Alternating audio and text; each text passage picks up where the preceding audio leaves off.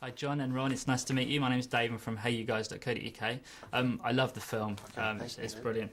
What made you go to New Orleans and pick the 1920s for The Princess and the Frog?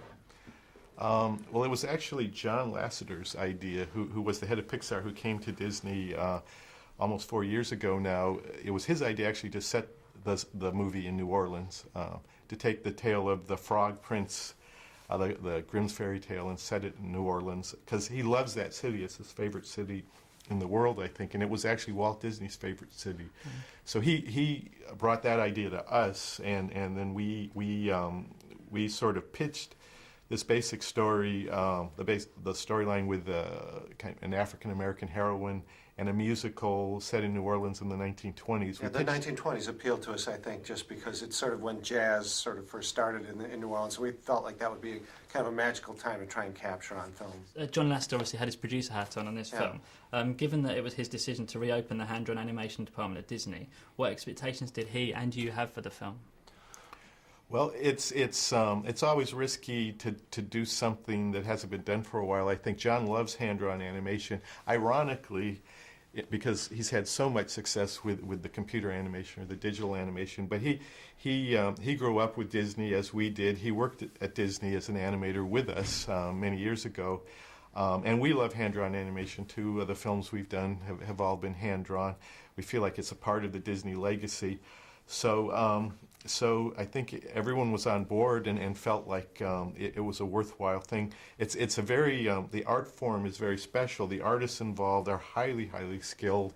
It takes a long time to learn how to be a really good animator in any medium, but certainly the hand-drawn medium. You have to be able to draw really well and have a sense of entertainment and acting.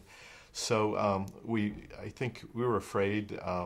It's an art form that could die if it wasn't resurrected fairly quickly. I mean, certainly John Lasseter's counsel to us was, quality is the most important thing, and if we do a really good film, that sort of transcends anything else. All through the course of production, he stressed, set the bar high, and really let's make the best film we can to help kind of preserve this sort of art form that's such a part of Disney's past. Fortunately, we were able to put together a really strong group of artists, because so many people who worked in the medium, even though they moved on to other things or other mediums, wanted to come back and do it again because they all missed it. That's great. How many artists were there? There were about 400 artists that worked on the film, not all at once. It started with just a few of us, two of us writing a script, and then it swells, and so at its peak it was about 400 artists. And it really is obviously a labor-intensive art form. And those are many different kinds of artists. There's the animators, which everyone knows about, but there's the background painters, there's the layout artists who design the sets, the storyboard artists who sketch the characters, character designers, various things, many different artists. So there's something really fun about this kind of enterprise that involves so many artists.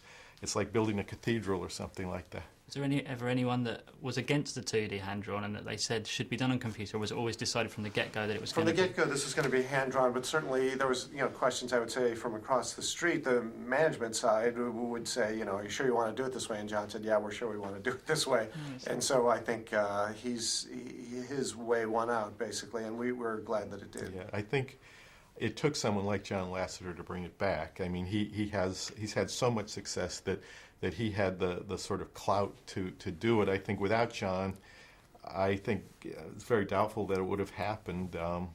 So we're very grateful to John for that. Excellent. How has Disney changed and adapted over the last 10 years?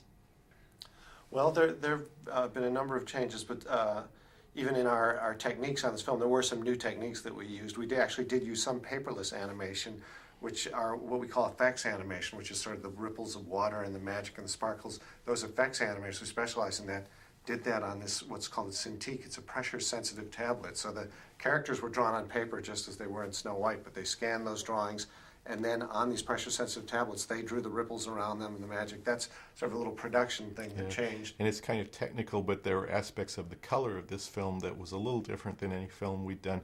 We actually could see the finished scene, which we've never been able to do before, all in color, and still be able to make a lot of changes within that. If we felt like something didn't read, we could actually change the color if we wanted to, or enhance things in a way that was, so that was unique. We had a great art director, Ian Gooding, and I think what was achieved with the color was very unique. So you were able to do sort of what James Cameron did with Avatar in 3D. You've done the same in Basically, hand-drawn. in some ways, really. We were able to see previs of the scene almost and then still change it. Part of the advantage, a little bit of it being gone for a few years, was certainly we had to rebuild the studio from scratch. But the good thing about that was we got a chance to look at the whole process and review it and pick what was really useful and maybe some things that could be improved. We had a chance to do that. Brilliant. I think people are going to love it, and thank you very much for your time today. Thank you, Dave. Thank you. Thanks.